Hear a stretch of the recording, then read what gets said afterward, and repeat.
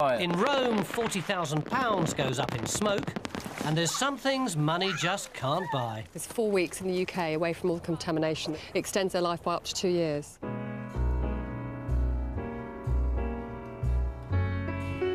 Come fly with me, let's fly away. If you can use some exotic booze on a far-flung holiday, come fly with me, let's fly away.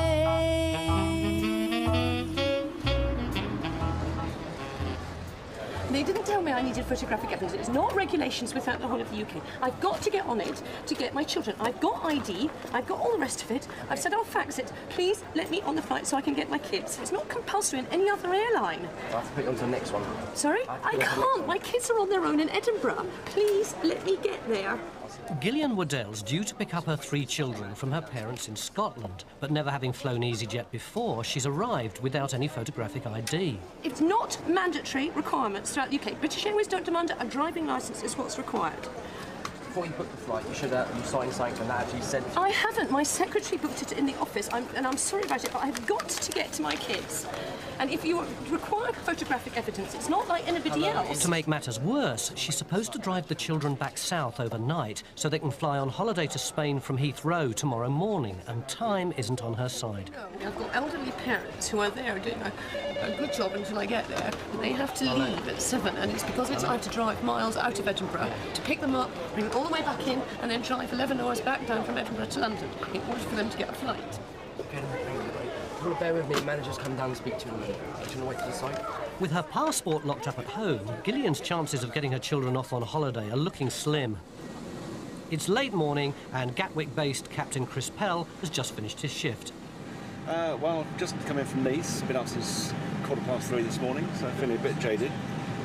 But in approximately an hour and a half, we've got another supply of children coming in. Another group of children, I should say, from Belarus, for the Chernobyl Children Lifeline. 2 years ago, Chris and his wife Debbie took in 2 10-year-olds from Belarus. Their country was devastated by the Chernobyl nuclear disaster 20 years ago.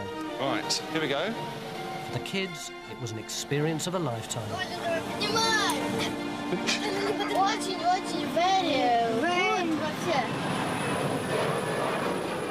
This year at Gatwick, Chris and his wife Debbie are waiting for a new set of arrivals. But this time, they're being a bit more ambitious. We have Ivan, who's 18, and Mikita. They're a family of 5 that are coming over, and the 3 other girls are Yana, Karina, and Diana. This particular family of 5 are orphans. Their mother died. They only had their mother, and she died at Christmas. And they're now living with the neighbour. So I think it'll give the neighbour a break, and it'll give them a little bit of time away. It's not long before a wave of Belarusian children arrive, and Chris and Debbie make their introductions. And this is Chris. I'm Chris. Hello. How are you? Is that yours? Privyat. Chris. I don't know who this is. Is this yours, darling? Hello. Ivan? Privyat. Yes. Do you know who this is? Oh, they're wonderful children. I'll say hello to Ivan. Ivan. Ivan, is it? Ivan. OK. Do you want me to take that? Shall I hold it? OK. Shall I take it? Yeah? Okay. Cool. Good. OK.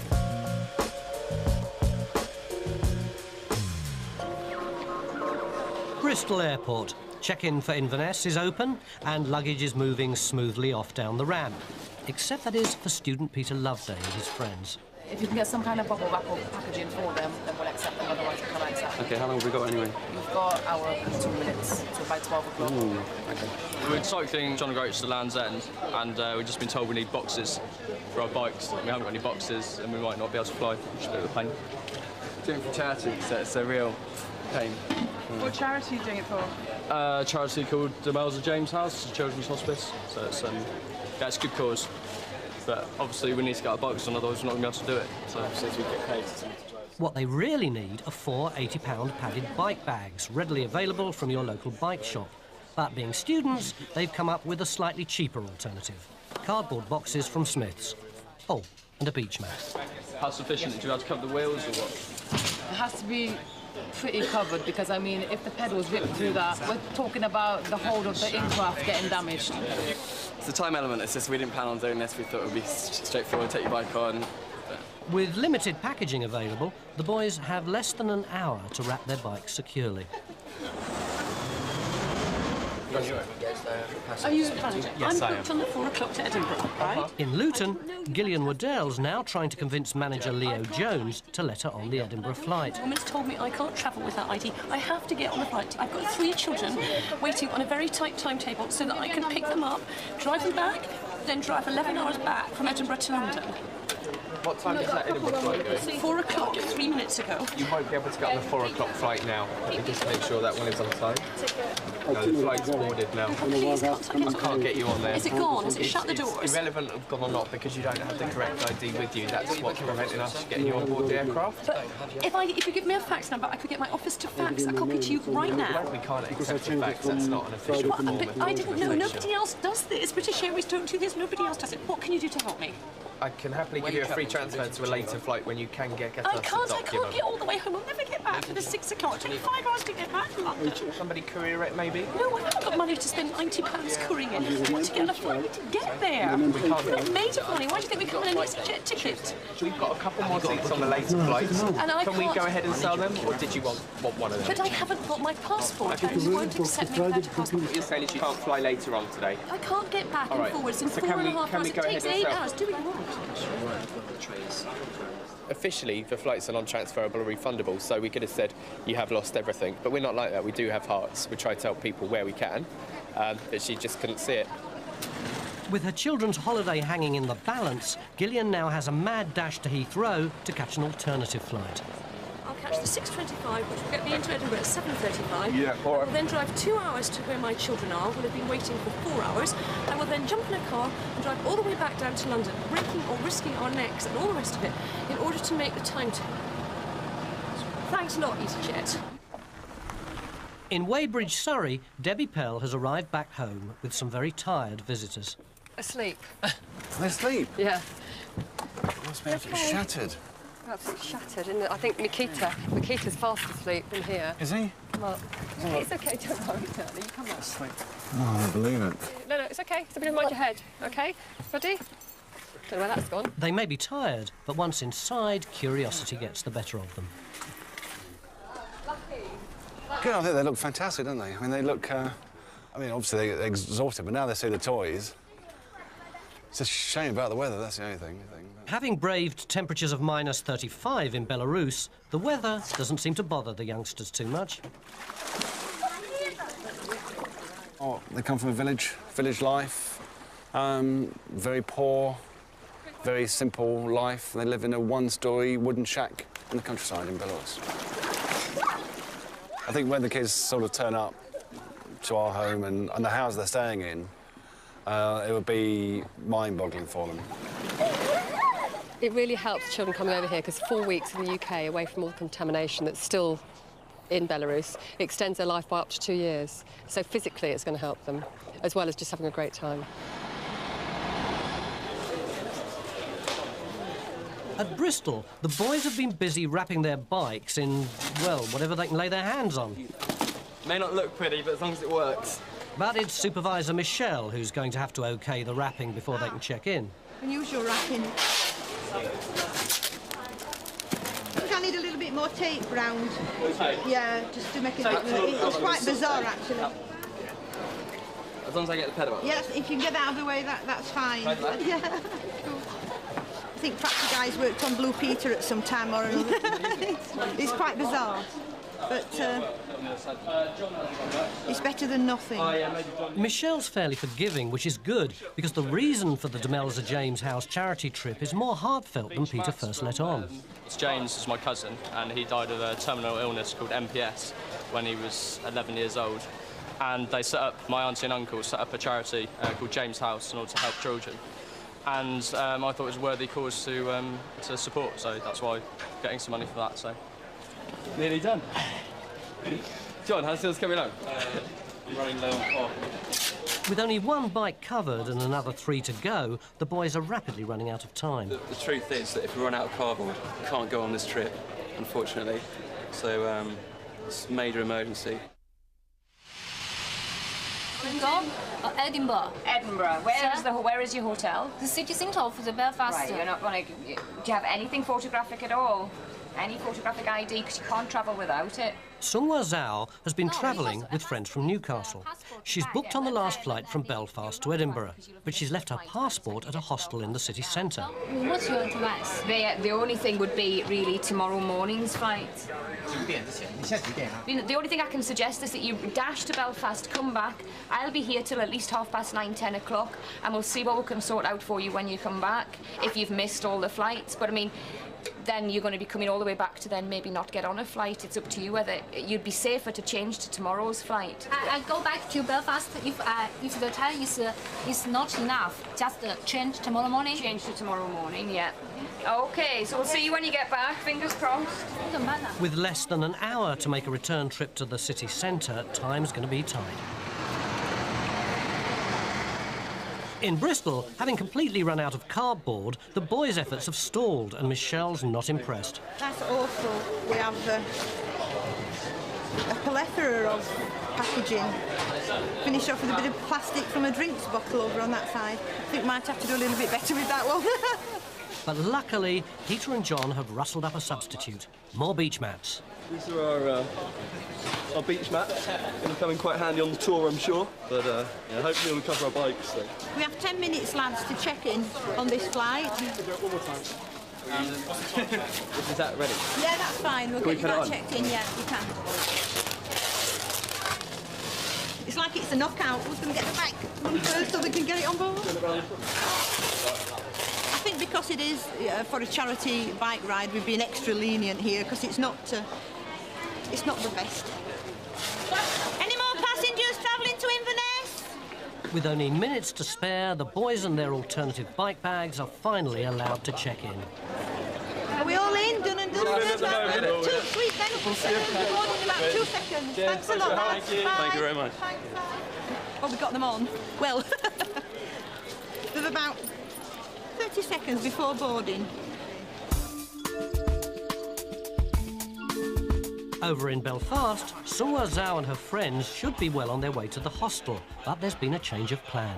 So can she change to Newcastle? Maybe the Newcastle, you still need to be back here for 5 to 9 to get on the Newcastle flight. Just wait here. Sunghwa has now decided to try and catch the last flight to Newcastle with her friends and spend the weekend with them.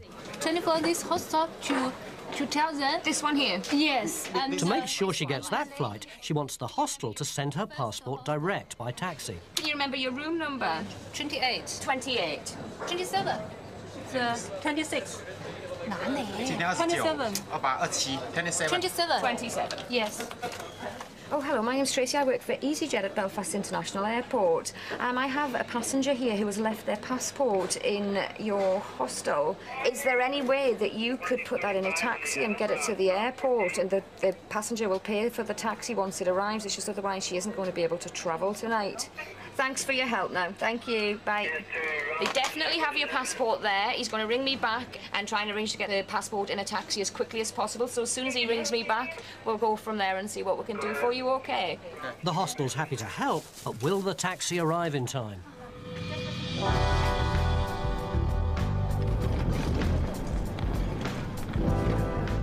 At East Midlands Airport, a rather unusual national team are about to check in for a flight to Rome. I'll just count to 6 this time. Right then, okay. We've had our successes in cricket and rugby. Now it's the turn of Andrew Wiggins and Rodney Clark to lead England to glory in the Fireworks World Cup. Okay, it's quite a big competition. It's a very prestigious event. There's lots of different countries taking part. We're up against countries like France and Italy, Brazil, Spain. So, yeah, we want to win it. Thankfully, they're not taking everything they need today. Around £40,000 worth of fireworks. The fireworks have already left. They went overland. We loaded them onto a 45-foot articulated lorry, so we're not actually taking them on the plane with us. We meet them over there. With the fireworks en route and morale high, there's only one thing bothering Andy. I think all the judges are Italian, actually, which may or may not be a good thing. They may be as honest as the day is long and be completely fair. But they know their fireworks, that's for sure. And hopefully, at the end of the day, they'll make the right decision.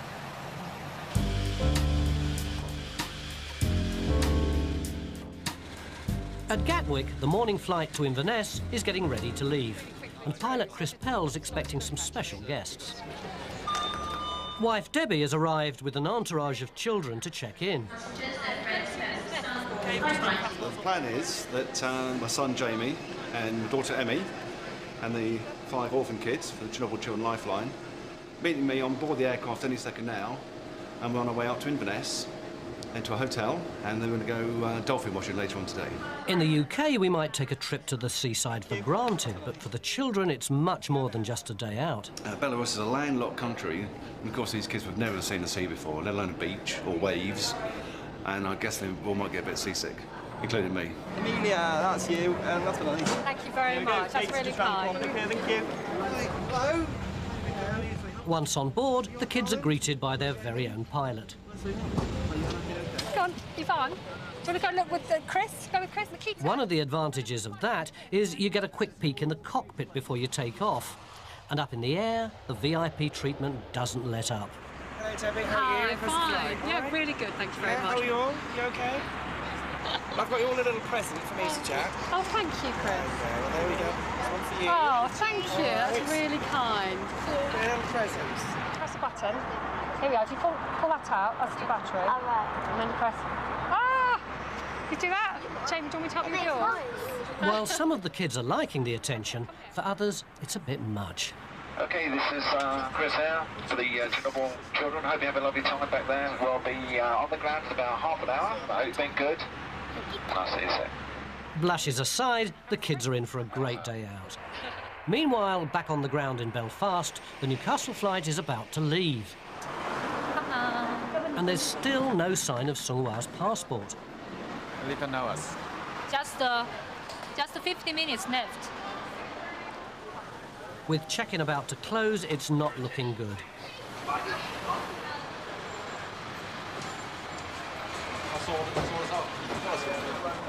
Oh, yeah, that's it.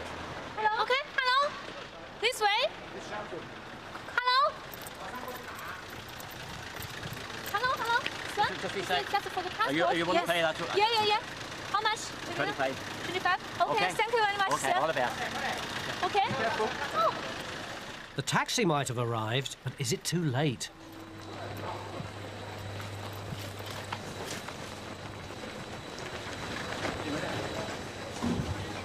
Hello? Hi there. Yes. So, passport is here. Right, do you want to go to I should Newcastle? do next? Yes, Newcastle. I'll transfer you both on to the Newcastle jet, no problem.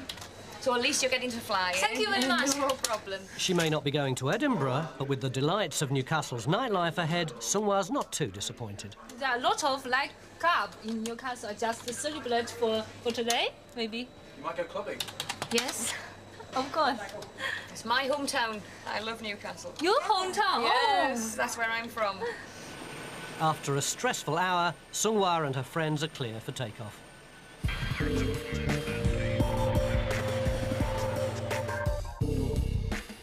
Right, have you finished that yet? Making the final connection. In Valmontone, on the outskirts of Rome, the British fireworks team have been working through the night in their bid for the World Championship. They're mad. They've been up since yesterday morning, probably about 48 hours before they go to bed. All for 26 minutes. To get those 26 minutes, 2 tons of fireworks need to be wired and connected to a computer. A seemingly mammoth task, but Andy's not worried. I'm feeling very confident if we manage to get the show out and wire it in how it should be. I'm very confident that we're going to do well.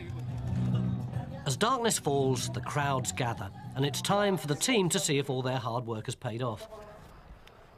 Ready, arm, and 5, 4, 3, 2, 1, fire.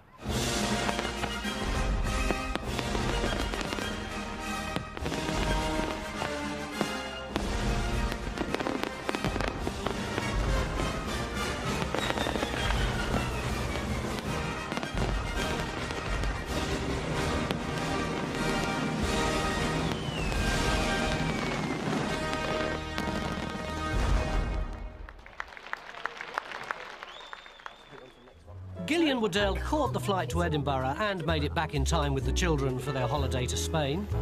The bikes got to Inverness in one piece, allowing Peter Loveday and his friends to raise £2,000 for charity. And the British fireworks team weren't at all surprised to find that, according to the Italian judges, it was the Italians who came first.